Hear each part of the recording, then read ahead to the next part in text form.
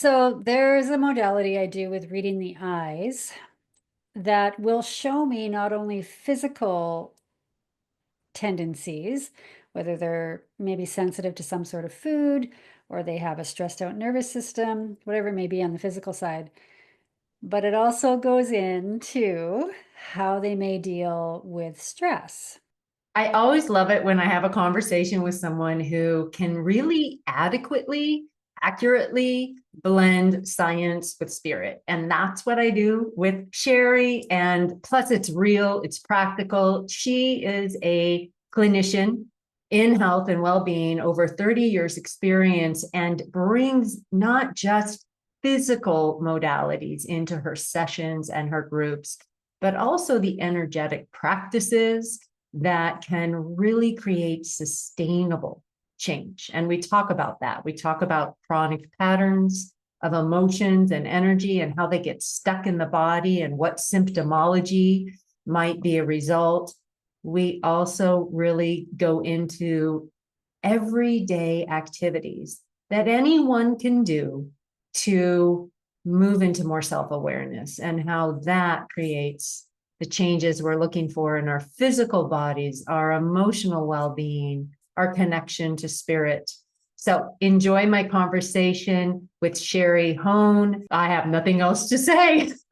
Just enjoy. Sharie. Hi, Joy. Why am I singing your name? Do you do sound healing too? I don't remember. Yes, I do. You do it all. I do a little bit of everything, tie it all together. You tie it all together. That's where I wanted to start because I know that your past and many, like 30 years in clinical treatment of the physical body, and you have been increasingly so over the years integrating spirit and energy and emotional well-being, mental health into what you offer people in your holistic approach. So I am curious, how'd you make the shift? Why'd you make the shift? And what are you seeing as you bring more spirit into your physical healing with other people? Mhm. Well, in my world, I like to follow the energy. Wherever the energy is taking me, that's basically where I'll go. And I learned that the hard way back in the day. So I follow the energy now. So what I mean by that is, especially like when we're talking about business, it started off with the physical realm, changing the diet, doing different things exercise wise, maybe taking some supplements to help support certain issues that you're having. But as time went on, there's such an emotional component that came up. So then I started working with flower essences, delving into that. And every few years, I take some sort of different training, it seems. So working with the flower essences on the emotional basis. Then I got into some sound healing with tuning forks, opening up the acupuncture points and meridians. So that's working a lot on the physical with the meridians and the points, but also into the sound therapy and that realm, bridging the gap. And then started doing some belief work sessions where we go deep within the subconscious to really make the changes at the deep level where certain things can really start. It's getting to the root cause, right? Totally. And I'm curious, when you said you were working with people on the physical level and emotions started coming up. So were they just talking to you about emotions? What was that about for you?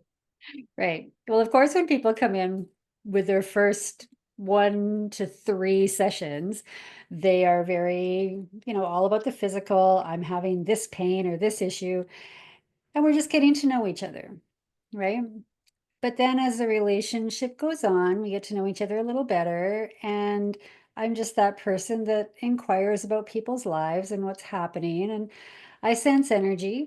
So I ask them, so what else is going on? And what else is going on? Why is this maybe triggering? What's going on? So it just allows people to open up a little bit more and really share then from from a heart level, whether it's closed off or wide open, usually not wide open, but at first anyway. Yeah. And so I spent a decade as a massage therapist, Jin Shinjitsu practitioner. I don't remember if you know that. And some of you listening may or may not know that. That was my first real career, was body work. So people would come. I'm just reflecting how it worked for me. Very similar. It's like I have a pain, I have tension, I'm getting a headache, whatever that outer symptomology was. And then we would work. And I could relate to what you said. I'm following the energy. My hands would go places I wasn't planning. They'd say, "How did you know?" Or they'd start crying. Or Mhm. they'd say, "I don't know why. I'm getting this image." And I would then over time start asking people, "How do you feel when I'm here? Any images coming and arising?" So Mhm. that people could access their emotions through their somatic or their physical experience. And it feels like that's happening for you, but your modality mostly, was it live blood analysis? That's Or, right. okay. Well, at the beginning. Yeah, so I do some physical testing with live and dried blood analysis, biological terrain analysis, which is testing the urine saliva for specific numbers, and then iridology, the reading of the eyes. So tying that all together with the physical. So that's the first few sessions, but then we branch out and really get to the deeper stuff. Wow. But it's so cool that you have these tools to help them address the physical. So Mhm. talk to me about how you see the physical and the emotional, spiritual realm, even the mental realm, playing out in diagnosis or symptomology. Yes. So there's a modality I do with reading the eyes that will show me not only physical tendencies, whether they're maybe sensitive to some sort of food or they have a stressed out nervous system, whatever it may be on the physical side, but it also goes into how they may deal with stress, how they express themselves as well. Like some of them will be very detailed and have to read and really need all the details and then express that way. Other people will need the emotional component, bring all the emotional stuff in and then express that way. And others are very kinesthetic and really pick up a lot of energy and can kind of be that mediator type person. And but then that person is really picking up a lot of other people's energetics and storing them in their body, creating a lot of pain or whatever. So when I read people's eyes that way, it makes it easier to relate to them as well, right? Yeah. Yeah. Hmm. Oh my gosh, you just said something big about how they could pick up energy and store it in their body, and then it becomes the pain. So, Yeah. that's just like, yep, that's what happens, whether it's other people's energy or suppressed emotions, they just get lodged and stuck. So Yeah. then, so then talk to me about this, back to your evolution. So you're bringing more and more and more of the emotional healing and the energy transmissions into your sessions. What are you finding over the years in terms of people's experiences, results, life changes because of this? Right. It's a little easier nowadays to speak to people in the spiritual realm. It's becoming more and more accepted that the emotions and the spirit and even inherited DNA can really affect us on the physical level, right?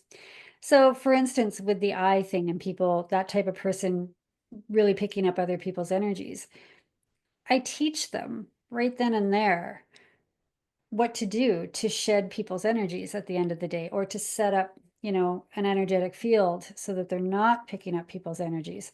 So Will it's you do it right now? Both of those sound really good. Like, what's the visualization to shed or the exercise? And then what is the practice? You had a second one. it's pretty it's pretty simple. Okay. So it depends on the person's lifestyle, what they're doing during the day. Like back in the day when I was really working hard and picking up people's energies, not that I don't work hard today, but have my boundaries. In between each client, I would really just imagine a waterfall of light just coming over me, just over my head, and just washing off everybody's energies and just dissolving it into the light, or, dissolving it into a space, or seeing it actually go up into spirit and dissolving. And it's amazing how just doing that once or twice can just, it makes such a difference. And then the other thing that I would do too, when it comes to the sound, is when we're at a concert and a song ends, we clap, right, to applaud who's ever playing. But that clapping is also to break up the energy and the frequency, so that when the new song comes in, the field is clear, so that we get the total frequency with that song. So what I'll also say is to just snap around your field to break up that energy, and then feel that waterfall come in. So you're empowering people, or you're offering people these tools and self-awareness beyond Yes, the physical body. yes.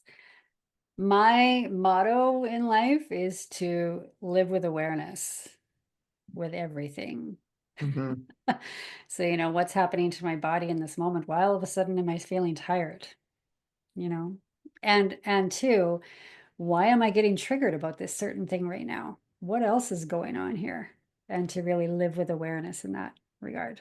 Oh my God, both of them. And for just being aware, even before the why, sometimes I'm like, oh my goodness, I'm triggered. Here we Yeah. go.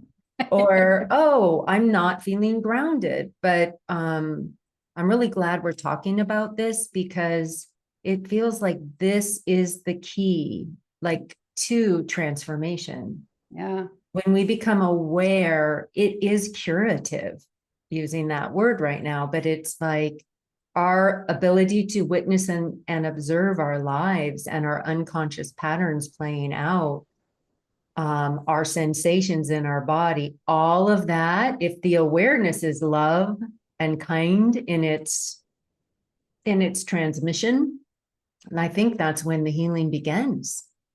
It truly is. I even had a conversation with one of my clients today who really gets tied up in some things, and we had a quick conversation, and the election just took place in Canada. So there's all kinds of triggers going on this week. But she said to me, I noticed that I was getting triggered and all entangled in that energy. And I came back to the present moment and just realized that I don't need to do this. And she said, I saw it coming from a totally different place, ancestral stuff, that's being passed on. It's not my stuff. How am I doing in the present moment? And when we can get there and we're not entangled in all of that energy, I mean, you can feel the difference between the entangled and what that does to our nervous system to, I don't have to be there right now. I'm in the present moment. Nothing's affecting me. I'm having actually a good day. Like, it's like the energy just changes. So when we're able to do that, actually, imagine what that does for our nervous system. And then imagine the nervous system calming down, cortisol levels coming down, our hormones relax, everything relaxes, our digestive system relaxes, we're absorbing foods properly, eliminating things properly. Nervous system regulation for pain is really big. It is. And I'm curious, like, for pain, what you often encourage your clients to do if they're coming with chronic pain. Mhm. So the chronic pain part, that doesn't happen overnight. That's been creeping in there for a while. So it is, it definitely is a combination of things for people to do. So there's usually some liver involvement, tenseness within their body, with a nervous system issue, maybe. Lymphatic issues can really create a lot of pain as well. I'm sure you know that. So you do have to get into the physical aspect to a certain degree. But why is that tenseness there that's tensing everything up, creating the issue with not being able to let go, right? And oftentimes that not being able to let go is we're not able to let go of a certain situation, right? So giving them perspective on that and working through that. And when I do energy sessions with people, I actually get them to feel into their body. We bring them to that place of what's bothering them or even the pain. And it doesn't even have to be related to anything necessarily. They just feel it in their body. And we do some techniques to actually breathe it through, whatever we need to do at that point in time. You know, it all changes from person to person. And they feel it just releasing from their body. And they walk out of there feeling so much lighter. And the pain eventually starts to go away when they live with this awareness. So it's this sustainable awareness of the pattern and a loving kindness around the pattern. It's ongoing. It really needs to become a practice, not just a one session miracle event. Yes, very true. And, you know, that's where I started my membership called The Journey back in 2020 to help people with the triggers that were happening, right? The separation that was happening between families and all of it, and it was just bringing up so much stuff for people. And that's not good for your immune system. So that was kind of born for specifically that reason, but it's flourished since then because there's just so much other stuff that goes on that people get entangled in, and it's Yeah, just a talk about the membership, the journey, and what why it works and what you do there and how it creates like a container for sustainable transformation. That's how I see it, but for everyone listening. like we're not just physical beings here. We're affected by so much that we don't see, right? And when I come from my herbalism point of view as well, you know, we live with the seasons as well. You know, traditionally, back in the day, we would eat what is rising out of the ground. And right now is liver gallbladder season. All the plants that are growing are the plants that we use to clean the blood, clean the liver, clean the lymphatic system. So it's the perfect time to do this sort of thing, right? So I bring in the living with the seasons, what's going on in the planetary realm, maybe what's going on just in society, what I've been picking up with people that seems to be a trend, and that, you know, people will go, oh yeah, I've been feeling that this week. And then also we do, you know, some guided meditations, whatever comes up. And last night we had a beautiful breathwork session that I guided. It's a conscious connected breathwork session that will activate the nervous system that helps people release the stored emotions. And, you know, I have people last night coming in, and this is our breathwork session afterwards. And this morning it was like, oh, I released so much that I didn't even think that I needed to release anything. So it's that kind of thing, and it's very supportive for people to just come in, chit chat, get some awareness. You know, I've had so many comments that, you know, it just helps me really get a higher perspective of what's going on in my life, and then I can deal with life a little easier. So, And the sense of community and just being held mhm. in a bigger picture of it all, right? And we so need that. Yeah, I do believe that is so true. Yeah. Yeah, yeah. Well, we can build a field together. Mhm, mhm. So, but you talked about a few of the things that are practical, maybe. So I'm kind of going back to a chronic, we could say a chronic pain, it could be a chronic illness, but it's a pattern that's playing out in the body and it's ongoing. And Mhm. people have tried everything. And so, of course, there's all sorts of modalities they can go to for support, physical, emotional, mental, spiritual, as you're speaking. But how can people on their own, in the midst of all of that, stay steady and committed to that kind of change? What are the like daily practices or mindsets that you really recommend people practice in between sessions, in between treatment. I really do urge people to have some sort of routine in the morning just for themselves, whether it's, I mean, maybe it's even 10 minutes for the busy moms. Maybe it's 3 hours for some people, right? I get somewhere in between. But just to really take care and settle in for your day. And maybe if it's that 10-minute mom, just to even, hand on heart, take a few breaths. Okay, this is my day. I'm starting off my day. How do I want to spend my day? And really get into the frequency of how they want to feel in that day, you know, whether it's grounded or happy and joyful, wherever they're at in their lives at the moment, but to really first of all come into that higher frequency. And when we do that first thing in the morning, it's easier to get back there. If something comes along that brings us down the ladder a couple steps with frequency work, it's easier to get back up there. And then as we do that every morning, it then becomes a habit, right?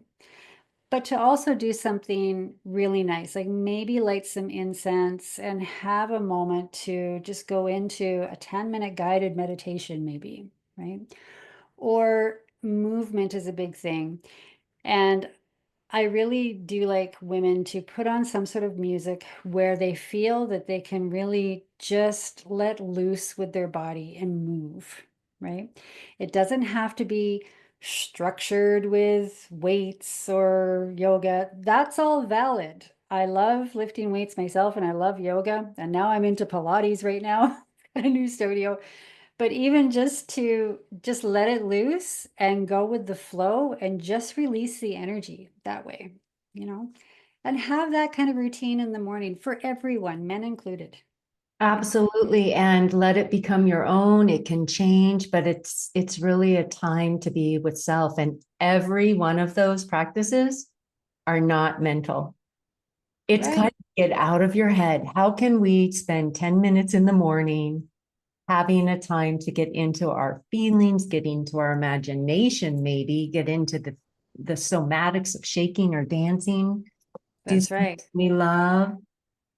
In my book, I talk about every 2 minutes, 2 minutes every hour and 20 minutes every day and 2 hours every week Mhm. to Mhm. do just a me connection. People Yeah, call it self-care. I started calling it soul care. It's just inner honoring. It's just me time. It doesn't have to look a certain way. But it that's right. is, as you're pointing to, it's a feeling we're like you mentioned it. Like, how can I supplement my frequency right now? That's How right. can I uplift myself just a little bit right now with love? So Mm-hmm. yeah, Mm-hmm. yeah. So I like that. So for sustainability, 10 minutes, it's brilliant. 10 minutes a morning. And then what else? Oh my God, drink water.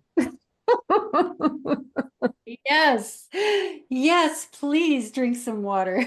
That's a life-changing thing, like really making a commitment. How much water do you really recommend someone drinks in a day to stay hydrated and fluid? Yeah.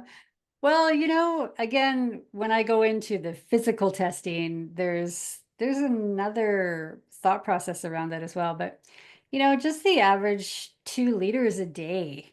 If you're getting 2 liters a day, and when I say that to somebody, oftentimes I'll get, what? 2 liters?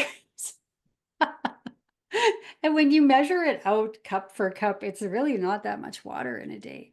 Yeah. People just aren't used to, I don't know, they grab for something else, right? But here's the thing, when we have enough water in our body, that's allowing emotions to flow. That's cleaning up our kidneys, cleaning up our blood. It gives us actually a little bit of energy just by drinking a glass of water. because when you go to Chinese medicine, the kidneys are where qi is held. So if it's getting all gummed up because we're not getting enough water to flush everything through there, where do you think our energy is going to go? Exactly. Stagnant energy, stagnant emotions. Yeah. It's like water's such a great conduit of intention too. Yes. Nourishing, cellular. What else? What are And you some know what? yeah, That's some more like just basics. I like that we're down this track, but like everyone can do for lasting transformation. And what is it on the physical and what is it on the energetic? And what does it mean? Yeah. Well, here's the thing too with water. Like water really carries frequency. We go to like Dr. Emoto's work and how water picks up so much stuff. I'll even say, pour yourself a beautiful glass of water in the morning. And I always say in the morning, 2 glasses of water to alkalize yourself and flush. But even if you just hold that water for a moment and put in whatever thoughts, frequency you want to feel during the day, when we have intention like that and we put our thoughts into the water and we drink the water, that's helping as well It in is, and a big it's making way. me, and what you said earlier about flower essences, that was one of your first movements towards energy and healing and flower essences. Of course, a drop or two in water with a frequency of a flower that represents a potential or a Yeah. healing. And to have that intention while dropping it, I really believe it's part of how flower essences can support us is there's an intention as well. Oh, yes. Yeah. So water, flower essences, 10 minutes in the morning. Mhm. And at some point during the day, get out for a walk.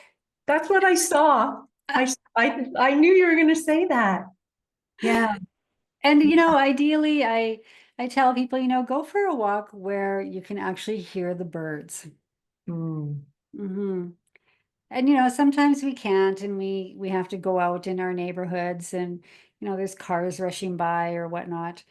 But even just to look around, take a look around at different things because we're so used to the tunnel vision during the day, right? And to literally take a look at somebody's, I don't know, flower bed in the front of their yard and, have an appreciation for the beauty there and maybe the work that they do. And just be aware again as you're walking and listen for that bird and look at this thing and feel the air on your face and This really is get into living. Get into living. Yeah. And this is our senses. You're talking about how to be a sensual, person, really. But to Yeah. get back to it, to go out for a walk and smell, yeah, everything you're saying, just really, it's grounding. Mhm. It brings us to the present. We get in touch with nature, which, as you were saying earlier, is so intrinsic in the healing process. It certainly is. Yeah, so I love that that would be a daily thing. I'm sure people might live in really cold climates and it might be harder to do it and you got to bundle up. I grew up in Seattle and it was raining all the time. And I am so glad I grew up in the rain because I learned how to put on a raincoat and have fun in the mud. And Agree. go for walks and build forts or whatever I was doing in weather, which just made it easier for me, to get out in weather. But that can be pretty invigorating too. Well, here's the thing. So I grew up even more north in Canada than I live now. So Brr. I did have the snowbanks that were up to there. So I love shoveling snow myself, but the biohacking thing with the cold plunges and everything that's, so out there right now. Here's the thing. When I go back to my herbalist training and just basic healthy living training, if we again get out in the winter and we're not indoors all the time, if we actually get out into the environment and experience the winter, yeah, bundle up. We experience the rain, whatever it is. Again, if we're living with the season that we're in and we're not staying inside all the time, whether it's in the winter or the summer because the heat's too much to handle, get out there for a little while. That actually does increase our immune system. Like it really strengthens our immune system because we have a resilience then within our body that nothing else is going to build it that way, right? Yeah, it's important. It's like really difficult exercise, like high intensity training, or you're talking about the cold plunges, but these things that stretch us and actually create a stress. A Yeah, healthy stress on the body is what creates the resilience that gives us not just the physical, but the mental, that's like right. the mental benefits of like, okay, I can feel discomfort. So then when an emotion comes along that's not comfortable, because we all have different ones that are not as comfortable, fear, anxiety, sometimes grief isn't comfortable for people, anger might not be comfortable. But if it's arising to be felt, which is what I think emotions are doing, they're energy and motion, that's just how we release them, we feel them. If I can do a cold plunge, I can be with myself while I'm feeling sad or scared. That's that's right. So there's a resilience that is built in going out and being in the elements. And then what you're speaking to, being attuned to the cycle we're in.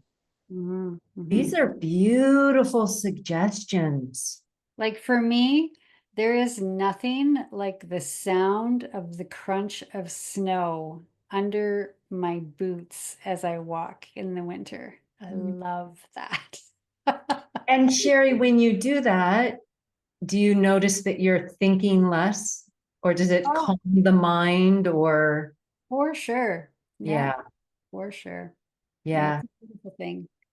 Yeah, I always, when people are like, gosh, I can't get out of my monkey mind, it's like I tend to point them towards the senses. Like Yeah, like you were saying, just look, just smell, listen. Yeah, yes. yeah, Yeah, it makes a big difference. yeah.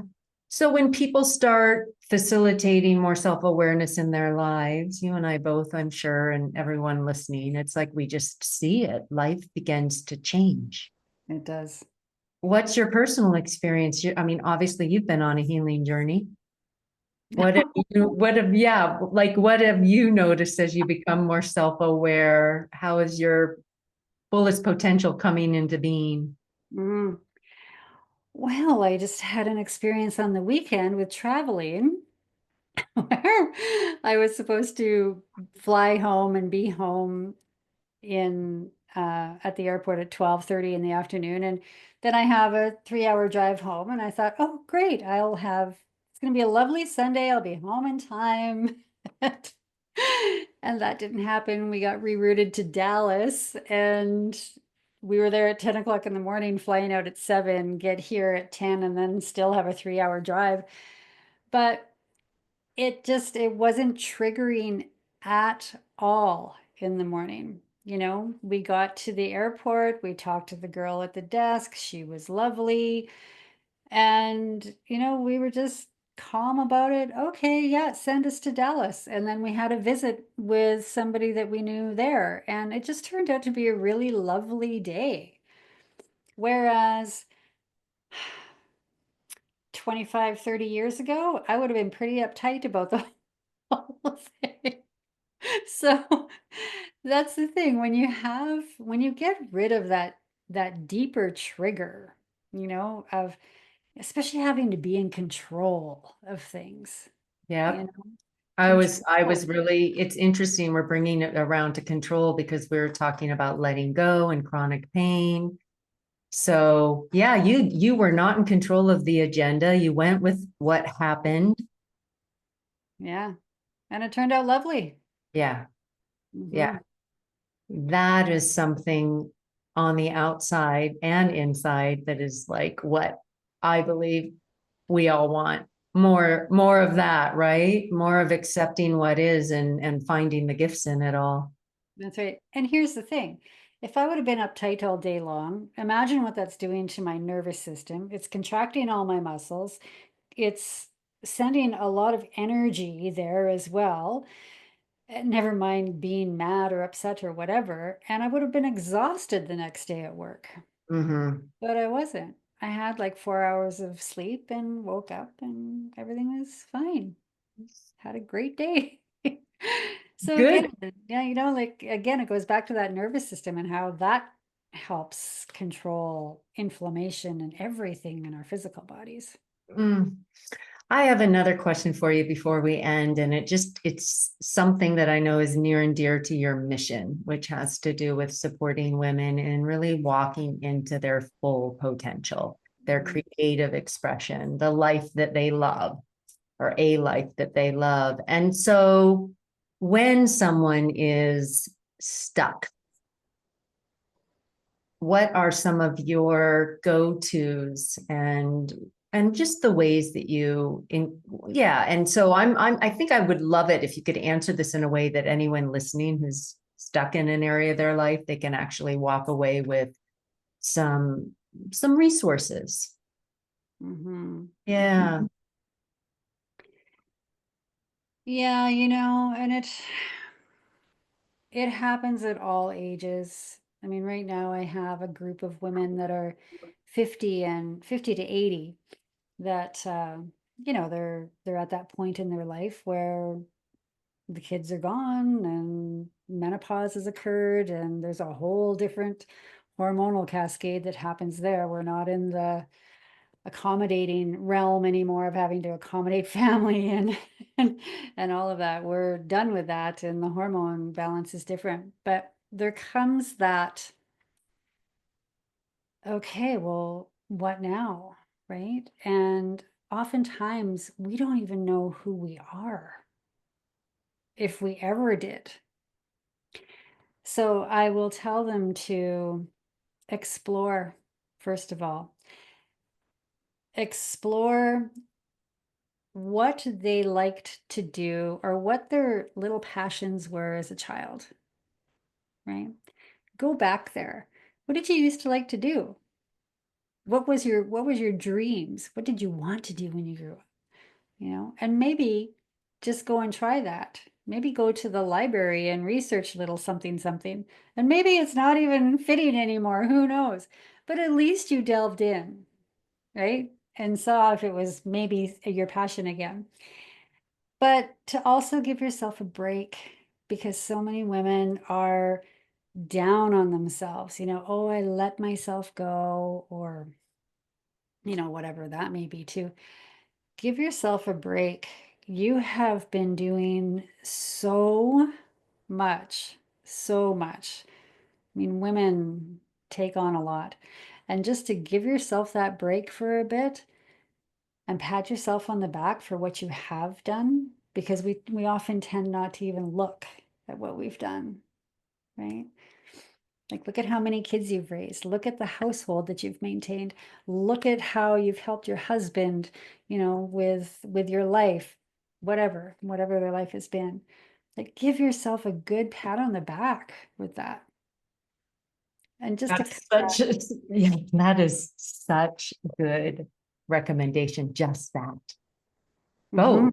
But wow, yeah, to give self-gratitude, to awaken the voice of consciousness that has been watching this whole lifetime and appreciating what has been.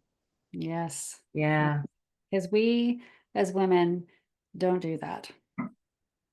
Well, we as women are challenging all of us that more. I've been activating that voice, you know this, Sharie, so much more lately. Just like, good job, sweetheart. You're doing good. I just tell myself that all the time. It's like, it's okay. It's gonna pass. And wow, nice work. And because I've been so critical of myself for so many years. And it's insidious. I've been complimentary to myself as well. I will say, there's a healthy self-esteem, but that still, that bar, that perfection, that energy of wanting to be more and noticing what I did wrong instead of what I did right Mhm. was still alive and well in this psyche. And it was actually this New Year's. I was like, all right, she's a bit of a bully. I don't want her in my consciousness. I'm sorry.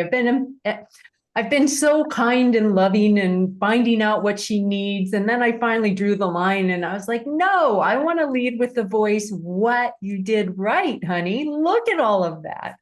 Mhm. Thank you for letting me share that because it just felt important and slightly humorous, but real. It's a real thing. It's a real thing. And it's so hard to shift sometimes. So hard. Well, there we are. Talk about a chronic pattern. And we learned it, no doubt, from a mother or a father or someone in our early childhood really trained us to be critical by their example. Yeah. Yeah. Yeah. And then we internalize it. And I mean, this is how it happens, and it's chronic. Mhm. So it does take a certain discipline to Well, bring let the, me tell you, a few years ago, I had to do a lot of generational work on myself because the women on my mother's side are very strong women. They've had to do it alone. They haven't had a lot of support. And so I have been that woman in business since I was 26. I bought my first store day after my 26th birthday. So I've been that woman. And things happened in 2019 where my foundation got rocked and it was like, whoa. And I needed to slow down. And all this female side of me was in so much pain because the foundation was getting rocked. And where is my safety coming from? I can't do this anymore. And let me tell you, I did everything physical that I could do. It wasn't until I actually did that generational energetic healing that made the big shift. So that's the kind of stuff that we all run from, right? Or run on, or run with, or lead our lives from, right? And we can get in those patterns.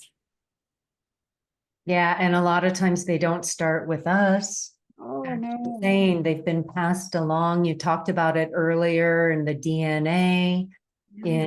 the behaviors. And so it's powerful work. And I know that's part of what you do. You lead groups or you do privates, helping people also go into some of the ancestry and do some healing and really identify on an energetic level what might have been passed along and make some cellular upgrades, as I think you put it, right? Yes.